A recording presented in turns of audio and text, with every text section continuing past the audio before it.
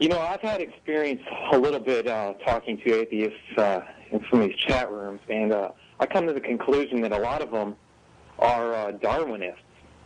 You bring up the word Darwin, and it's like it ticks them off. It ticks them off if you even like say anything bad about Darwin. Well, the word Darwin is a proper name. What is a Darwinist exactly? The Darwinists, the creationists, the evolutionists or whoever.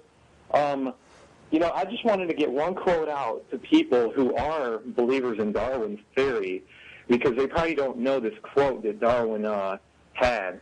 And it had to do with the human eye. It's like 3 lines. No, it's not. No. Please read it. Go ahead, you read your 3 lines.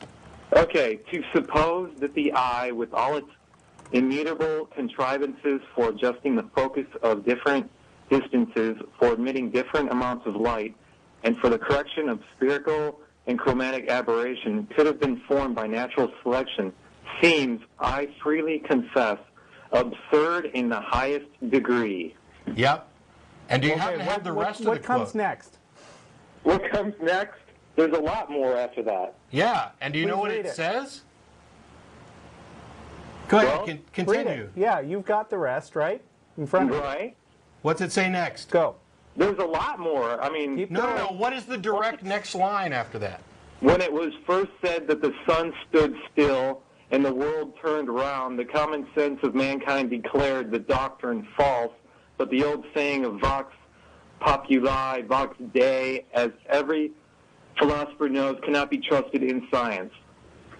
Continue. Keep going. Reason tells me that if numerous gradations from a simple and imperfect eye to one complex and imperfect can be shown to exist, each grade being useful to its possessor, as is certainly the case, if further the eye ever varies and the variations be inherited, as is likewise certainly the case, and if such variations should be useful to any animal under changing conditions of life, then the difficulty of believing that a perfect and complex eye could be formed by natural selection, though insuperable by our imagination, should not be considered as subversive of the theory. Okay, now here's the million-dollar question. What was he saying there? Well, you know, I haven't broken that part down yet, but... Oh. So you haven't taken the time to figure out what the rest of the paragraph means. You just kind of stopped in comprehending the part that ends with absurd in the highest degree. And you felt like it was important to call in and give this partial quote. Then. It's a paradox then. He said... No, it's not. What it is, and this is the point that Darwin's making, is that this is counterintuitive. This isn't what our common sense would lead us to believe. And when the first part, which you read, is a common creationist quote mine, where Darwin says, to think that the eye could have formed gradually over time is absurd in the highest order, I freely admit. And then what he does in the following sentences is explain that, in fact, based on the evidence, which I believe he uses the phrase certainly 2 or 3 times, he goes through and demonstrates that the evidence has led us to draw this conclusion because this is what the evidence supports. So that no matter how counterintuitive it was, like the sun going around the earth versus the earth going around the sun, it is in fact what is supported by the evidence.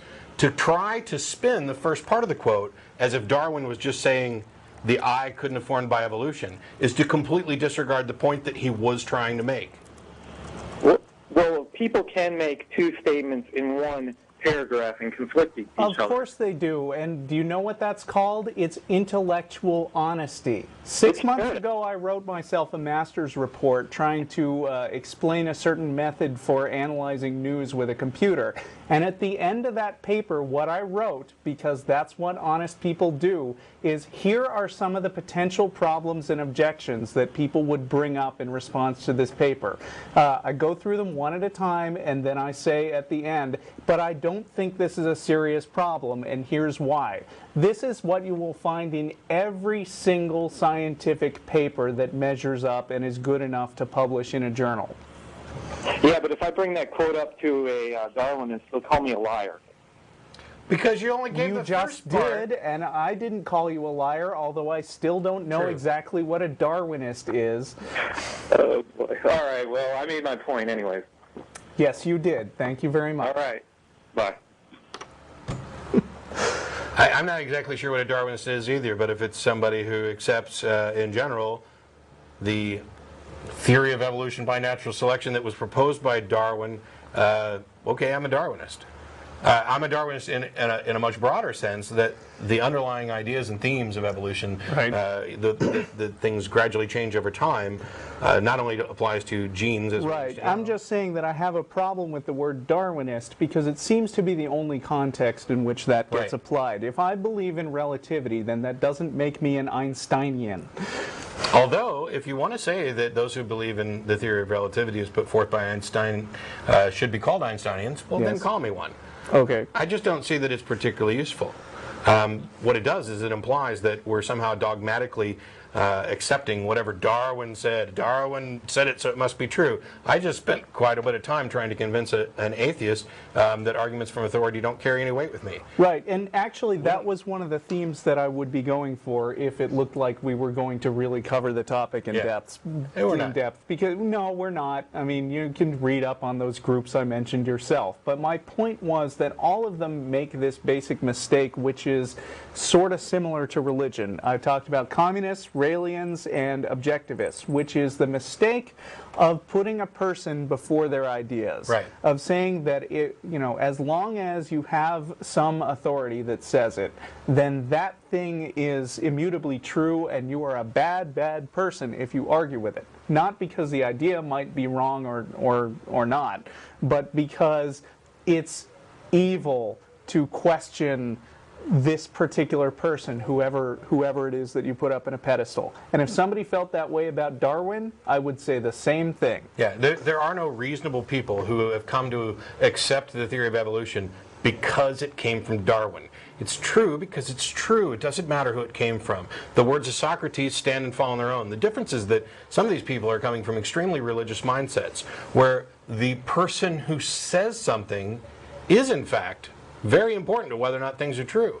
The words of Jesus, to me, are something that I can evaluate and look at and say, yeah, that's true, that's not true, that's good advice, that's bad advice, and I've done this. I've done an entire deconstruction of the Sermon on the Mount.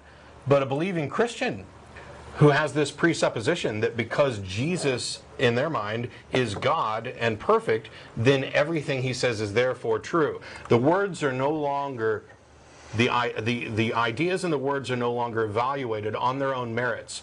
They are clouded with this argument from authority.